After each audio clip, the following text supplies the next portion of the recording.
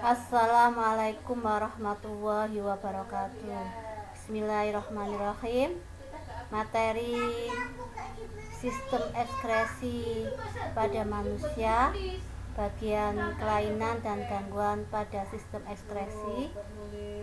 Bu Alfi akan jelaskan kali ini. Pada kesempatan ini, Bu Alfi hanya menjelaskan 2 contoh kelainan dan gangguan pada sistem ekskresi manusia. Yang pertama, kanker hati atau sirosis. Sirosis adalah kondisi rusaknya organ hati akibat terbentuknya jaringan parut.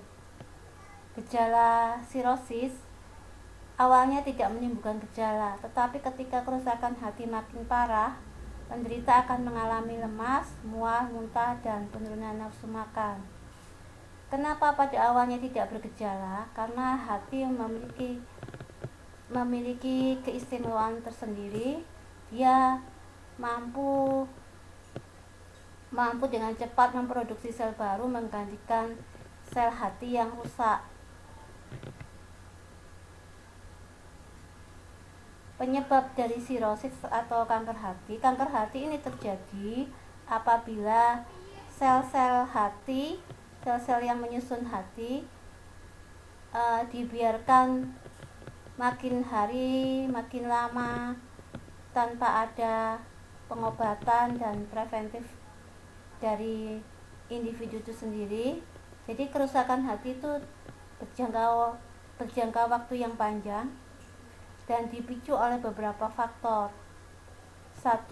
Karena adanya infeksi virus hepatitis B dan hepatitis C. Yang kedua, konsumsi minuman beralkohol secara berlebihan. Yang ketiga, ada berat badan yang berlebih atau obesitas. Bila muncul gejala yang sudah dijelaskan di atas, maka segera ke dokter. Gejala tersebut antara lain kulit dan bagian mata menguning atau lebih kita kenal dengan penyakit kuning, muntah darah, dan perut membesar atau membuncit. Pencegahan dan pengobatan sirosis. Sirosis dapat dicegah dengan menghindari penyebabnya, antara lain tidak mengkonsumsi narkoba dan minuman beralkohol, tidak melakukan hubungan suami istri sebelum menikah karena menimbulkan penularan virus hepatitis. Yang ketiga, tidak menggunakan jarum suntik bekas karena bisa menularkan virus hepatitis. 4. Mempertahankan berat badan ideal dengan berolahraga secara rutin. Yang kelima, mengonsumsi makanan sehat dan bergizi seimbang. Yang keenam, vaksinasi hepatitis B sesuai dengan saran dokter. Pengobatan untuk mencegah kerusakan lebih lanjut dan meredam gejala yang timbul. Jadi, pengobatan itu fungsinya untuk mencegah kerusakan sel hati lebih parah lagi dan meredam gejala yang timbul. Tapi bila organ hati sudah rusak, maka harus diganti dengan hati yang sehat dengan cara transplantasi atau cangkok hati. Animasi penyakit sirosis, silakan The hepatic system consists of the liver and all functionally related structures. The liver is unique among the abdominal organs in having a dual blood supply, the hepatic artery and the portal vein. Terminal branches of these join to form common capillary beds. Thus, a mixture of venous and arterial blood bathes the liver cells, also known as hepatocytes. The functional units of the liver are cylindrical structures called lobules, of which there are approximately 50 to 100,000 in the liver. Each lobule is organized around a central vein that empties into the hepatic veins, and from there into the inferior vena cava, which is a large vein that brings blood from the lower half of the body to the heart. As blood travels through the liver, cells called Kupfer's cells remove waste products such as bacteria, old and defective blood cells, and other foreign material. The breakdown of defective red blood cells results in the formation of a pigment called bilirubin. The hepatocytes remove bilirubin from the blood and modify it so it can be secreted into adjacent small bile ducts called bile canaliculi. The bile canaliculi pass the bilirubin along to the common bile duct, where it is carried to the duodenum. At the duodenum, muscle tissue called the sphincter of Oddi regulates the flow of bile into the duodenum. When this sphincter is closed, bile moves back into the common duct and the gallbladder, where it is stored. The liver has three essential functions. Bile formation. Bile is formed in the hepatocytes. Bile is essential to the elimination of bilirubin because the bile transports the conjugated bilirubin. Once bile has been released into the duodenum, it aids in the digestion of dietary fats and fat-soluble vitamins. Glucose metabolism. The liver converts glucose into glycogen, which it stores in the hepatocytes. Subsequently, the glycogen is converted back to glucose and released as needed into the bloodstream to maintain normal levels of blood glucose. The liver can also synthesize additional glucose, a process called gluconeogenesis. Ammonia conversion. Gluconeogenesis results in the formation of ammonia as a byproduct. Ammonia is very toxic to body tissues, so the liver removes it from the blood quickly and converts it to urea, which is excreted by the kidneys.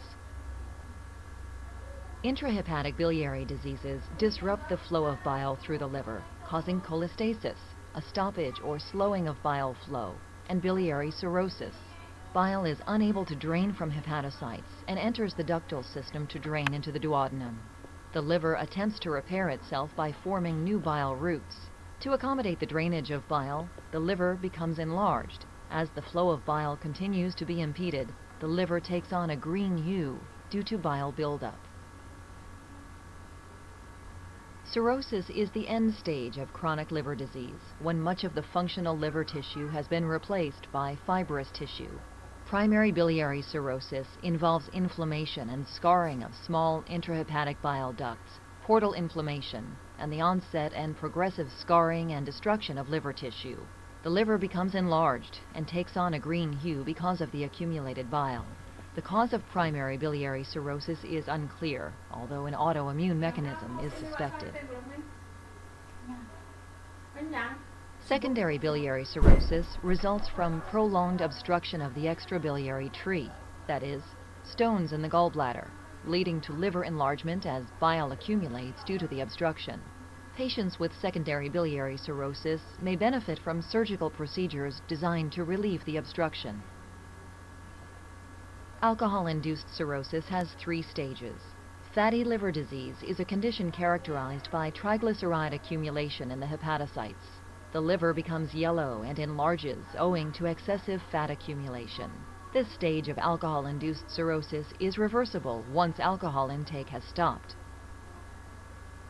Alcoholic hepatitis, the second stage, is characterized by the inflammation and necrosis of liver cells. This stage of the illness is sometimes reversible. Cirrhosis itself is the final, irreversible stage of alcoholic cirrhosis, in which dead liver cells are replaced by scar tissue, leading eventually to liver failure. Scarring continues, and the liver begins to shrink as fibrous tissue replaces normally functioning liver tissue. This leads to portal hypertension and liver failure. Portal hypertension is excessively high pressure in the portal vein. It develops when resistance to blood flow into or through the liver is increased because of fibrosis and scarring of the liver. For example, due to cirrhosis, blood begins to back up, leading to venous dilation in the esophagus and the legs and even the rectum. At the same time, blood pressure increases in the portal venous system. Blood that normally enters the liver via the portal vein begins to bypass the liver, depriving the hepatocytes of their ability to perform essential functions.